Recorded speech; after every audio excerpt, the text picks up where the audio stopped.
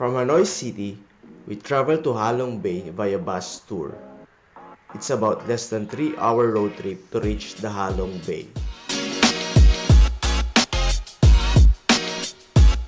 Halong Bay is located in northeastern Vietnam and considered a UNESCO World Heritage Site due to its original limestone found on most of the islands, and is considered one of the new 7 wonders of nature.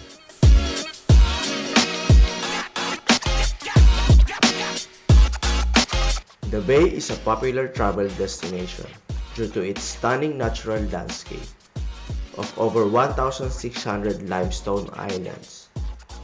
The emerald waters and some islands are hollow with enormous caves, which makes it an outstanding to see.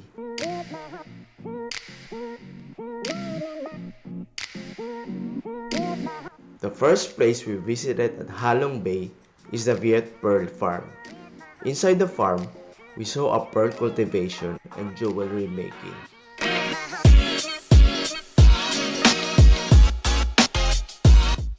Halong Bay is said to be the world's largest pearl farming centers, which producing around 10 million pearls annually, becoming the primary economic source of Halong Bay, besides its tourist industry. Hi! Hello! Nandito kami sa Viet Pearl. So, makikita nyo, ang Vietnam pala is one source of pearl. And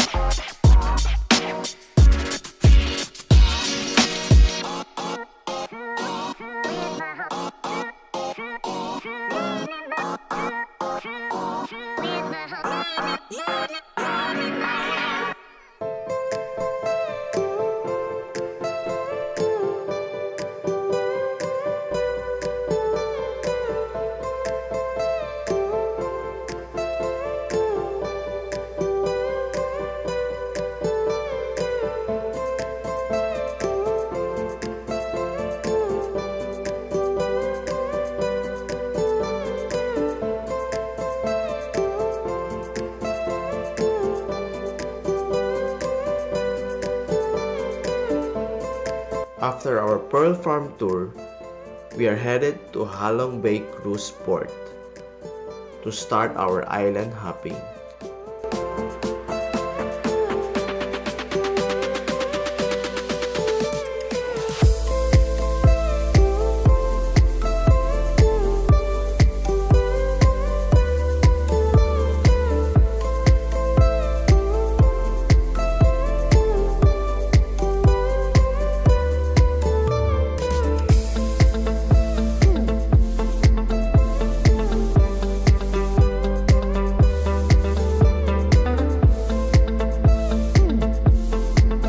Along our cruise, there's a free lunch included in the tour.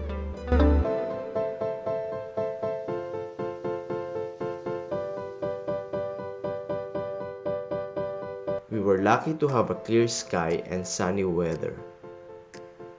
The sea seems a bit calm, and we had a smooth sailing.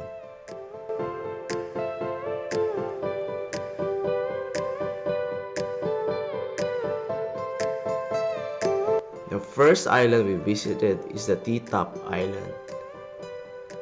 Said the island was named after German Titov, a Russian astronaut who visited the island with President Ho Chi Minh in 1962.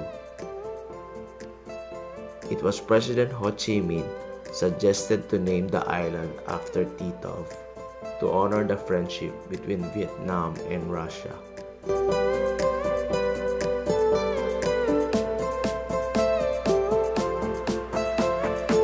The island is one of the most popular tourist destinations in Halong Bay, with its beautiful sloping shore, white sand beach, and clear sea water. The family will enjoy swimming at its white sand beach. and climbed the 400 steep steps to the summit for a breathtaking panoramic views of the bay's iconic limestone islands, scattered across the shimmering water. It was hard work to climb on a hot and humid day, but the stunning scenery made it well worth the effort.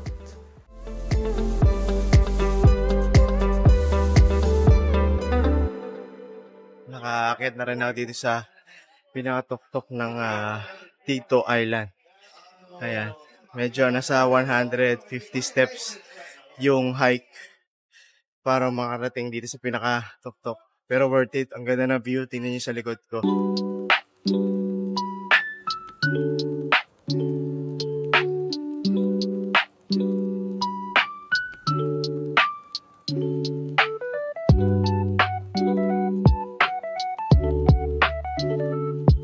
The next island we visited is the Bohon Island.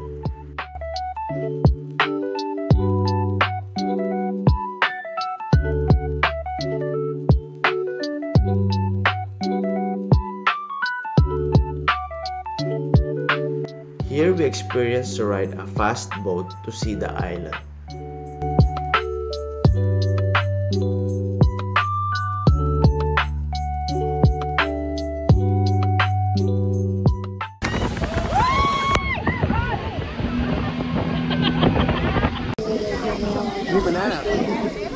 Yay.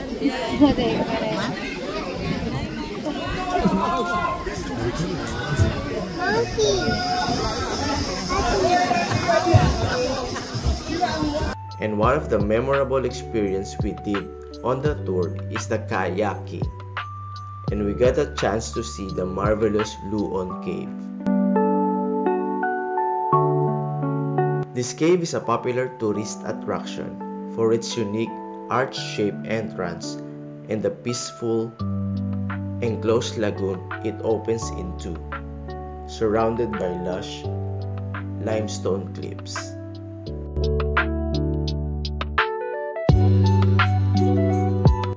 Say hi, asa ka ngayon dati? Dito sa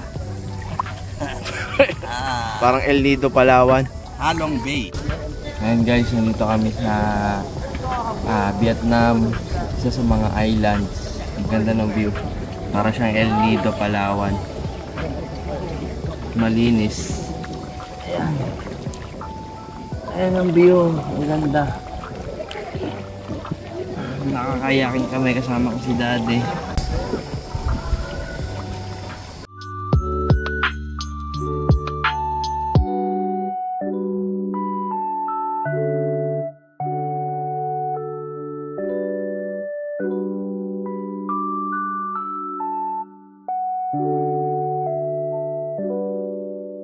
Another cave that we visited at Bohon Island is the Sung Sot Cave.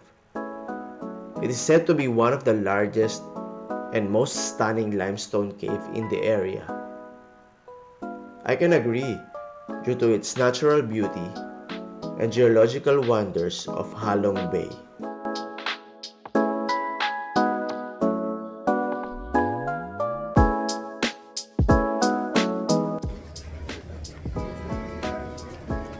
Sansok Cave.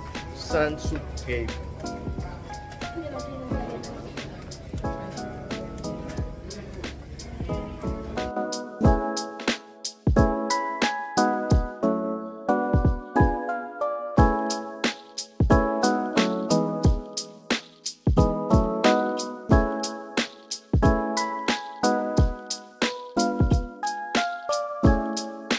Guys, dito kami sa isang cave. What's the story about? Napakalaki For ng cave. days he was inside the cave? Sa Vietnam. May mga stalactites at stalagmites. Movies about wonderful cave.